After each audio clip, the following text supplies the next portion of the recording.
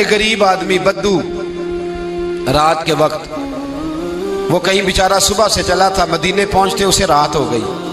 اس نے ڈرتے ہوئے نا خیمہ ہی باہر لگا لیا. جہاں رات ہوئی نا آدھی رات ہو گئی، 1-2 بجے سمجھ لے پہنچا مدینے، تو اس نے باہر نے ایک خیمہ لگا لیا. بیوی اس کی امید سے تھی، بچے کی ولادت کا وقت قریب آ گیا، بیمار ہو گئی. اس نے خیمہ لگایا، بیوی اندر ہے. حضرت عمر فاروق گشت پہ تھے رات کو، ساتھ ایک غلام تھا. حضرت عمر فاروق رضی اللہ تعالیٰ عنہ کہنے لگے وہ آگ جل رہی ہے تھوڑی سی، پتہ کرو کون ہے. تو آپ کا غلام پتہ کرنے گیا تو بدو نے ڈانٹ دیا، کہنے لگے جاؤ تمہیں کیوں بتاؤں.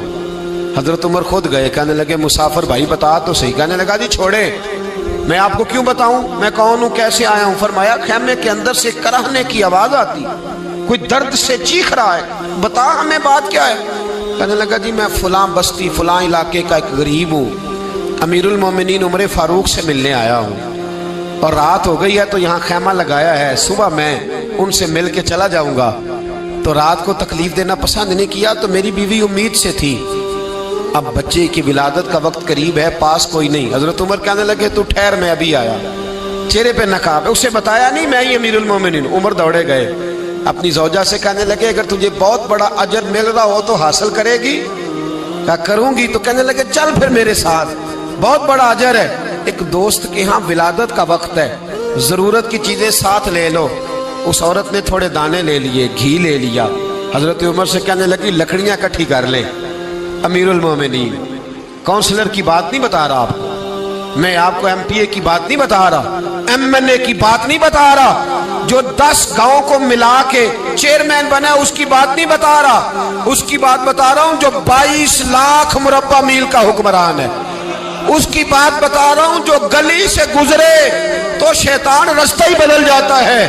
اس کی بات بتا رہا ہوں جس کے بارے میں میرے مصطفیٰ کریم صلی اللہ تعالیٰ علیہ وآلہ وسلم نے فرمایا میرا عمر تو وہ ہے کہ 950 سال حضرت جبریل بھی اس کی شان بیان کرے تو عظمت ختم نہیں ہوتی. اتنا بڑا شخص. حضرت عمر نے لکڑیاں اکٹھی کی، اینٹوں کا روڑے لے کے چولہا بنایا، پہنچ گئے. آپ کی زوجہ کہنے لگی یہ تھوڑے دانے ڈالنے، گھی ڈالنے اور ایک لکڑی لے کے اس کو ہلائیں، تیار کریں. خود زوجہ اندر چلی گئی، حضرت عمر باہر پکانے لگے. وہ بدو کہتا ہے میں اس طرح کا ان کے ساتھ بہیو کرنے لگا جیسے کو کسی چوکیدار کے ساتھ نہیں کرتا. میں نے سمجھا یہ عمر نے چوکیدار رکھے آنے جانے والے مہمانوں کا. میں کبھی پانی کا پیالہ مانگتا، کبھی کوئی بات، عمر دوڑے جاتے، کبھی پانی لاتے. او مسلمانوں، او میرے رسول کے غلام عزیزو، حضرت عمر فاروق وہ غلام کہتا ہے میں عمر سے کہتا، میں کہتا غلام پانی لا تو عمر دوڑ کے پانی لاتے. میں کہتا تجھے گھی پکانا بھی آتا ہے، پہلے بھی کبھی پکایا ہے؟ تو عمر فرماتے کوشش تو کر رہا ہوں. میں کہتا پہلے بھی کبھی تیری بیوی نے یہ کام کیا ہے؟ تو حضرت عمر کہنے لگے مجھے یاد نہیں، پوچھ کے بتاؤں گا. کہتے ہیں کیا رنگ تھا، کیا انداز تھا، کیا مصطفیٰ کی تربیت تھی، کیا انداز حضور نے سکھائے غلاموں کو. یہ کس طرح کا امیر ہے کہ یہ ہنڈیاں پکا رہا ہے، پھونکے مار رہا ہے ایک غریب کے لیے، دیہاتی کے لیے جسے جانتے بھی نہیں. اندر اس شخص کی بیوی کے ہاں بیٹا پیدا ہوا تو حضرت عمر کی بیوی اندر سے بول کے کہنے لگی امیر المومنین مبارک ہو، آپ کے دوست کے ہاں بیٹا پیدا ہوا ہے. جب کہا نا امیر المومنین مبارک ہو تو وہ شخص کہتا ہے میرے ہاتھ کانپنے لگے اور میں اس طرح دوڑا کہ میری پگڑی گر گئی. میں دوڑا تو عمر نے بلایا، کہا کدھر جاتے ہو؟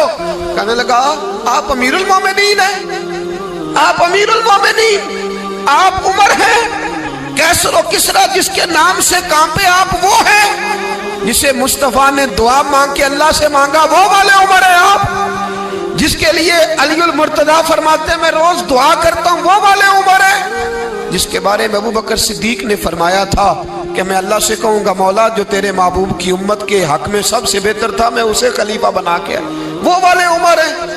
عمر امیر المومنین کی بیوی وہ تو خاتون اول ہوتی ہے، وہ تو ملکہ ہوتی ہے، اور تیری بیوی دائی بن کر ایک غریب کے بچے کے پاس بیٹھی رہی ولادت کے وقت. عمر امیر المومنین ہو کے تیری داڑھی ساری دھومے سے بھر گئی تو ڈیوٹی کرتا رہا. تو سیدنا عمر رو پڑے اور اس بدو کو سینے سے لگا کے کہنے لگے تجھے پتہ نہیں تو کہاں آیا ہے، इस शहर का पता है?